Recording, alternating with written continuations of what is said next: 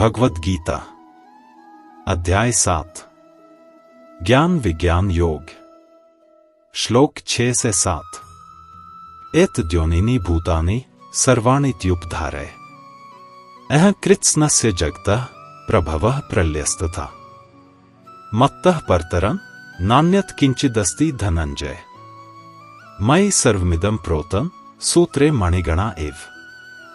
समझ लो अर्जुन, यह सारी सृष्टि भौतिक और आध्यात्मिक प्रकृतियों से बनी है।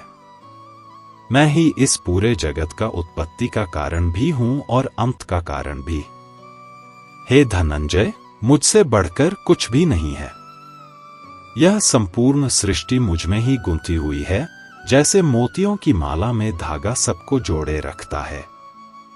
पिछले श्लोक में श्री कृष्ण ने बताया था कि उनकी दो शक्तियां हैं, एक भौतिक जो पदार्थ से बनी है जैसे पृथ्वी, जल, अग्नि, वायु और आकाश, और दूसरी आध्यात्मिक जो चेतना या आत्मा के रूप में है। अब वे अर्जुन से कहते हैं, हे अर्जुन, यही दोनों मिलकर इस पूरे ब्रह्मांड की रचना करती हैं और मैं ही इन दोनों का मूल स्रोत हूं। सृष्टि की शुरुआत भी मुझसे होती है और अंत भी मुझ में ही होता है। इसे ऐसे समझो जैसे एक कंप्यूटर में हार्डवेयर और सॉफ्टवेयर दोनों की जरूरत होती है। हार्डवेयर बिना सॉफ्टवेयर के बेकार है और सॉफ्टवेयर बिना हार्डवेयर के काम नहीं कर सकता। दोनों मिलकर ही मशीन को जीवंत बनाते हैं। वैसे ही यह संसार तब तक चल नहीं सकता जब तक भौतिक शक्ति और चेतना साथ न हो, और दोनों ही श्री कृष्ण से उत्पन्न है।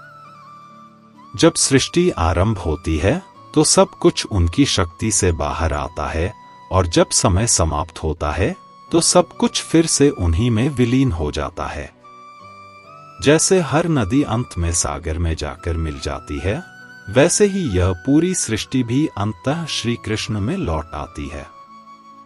यह श्लोक हमें यह गहरी समझ देता है कि यह ब्रह्मांड कोई संयोग नहीं, बल्कि एक दिव्य योजना है, एक ऐसा चक्र जहां सब कुछ श्री कृष्ण से ही प्रारंभ होकर उन्हीं में समाप्त होता है। फिर श्री कृष्ण एक और गहरा रहस्य बताते हैं। वे कहते हैं, अर्जुन, मुझसे बढ़कर कुछ भी नहीं है। इस पूरे ब्रह्मांड में जो भी है, धरती, आकाश, पेड़, जीव, विचार, सब मुझसे जुड़े हुए हैं। इस बात को समझाने के लिए वे एक बहुत सुंदर उदाहरण देते हैं। सोचो एक मोतियों की माला को। जब तुम उसे देखते हो तो तुम्हें बस मोती दिखाई देते हैं, हर एक अलग और सुंदर। लेकिन जो धागा उन्हें जोड़कर एक माला बनाता है, वह तुम्हें दिखाई नहीं देता। अगर वह धागा निकल जाए तो सारी माला बिखर जाएगी। श्री कृष्ण कहते हैं, मैं वही अदृश्य धागा हूं जो इस पूरी सृष्टि को जोड़े रखता है। आधुनिक समय में कहे तो जैसे इंटरनेट का नेटवर्क हमें जोड़ता है या गुरुत्वाकर्षण ग्रहों को संतुलित रखता है, वैसे ही श्री कृष्ण वह अदृश्य शक्ति है जो हर चीज को संभाल रही है। हम उन्हें आंखों से नहीं देख सकते, लेकिन उन्हीं की ऊर्जा हर जगह, हर क्षण काम कर रही है, हवा में, विचारों में, जीवन की हर धड़कन में।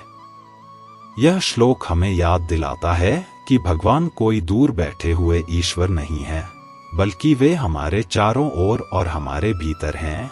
वही धागा जो हर प्राणी, हर पल और हर जीवन को एक सूत्र में बांधे हुए है।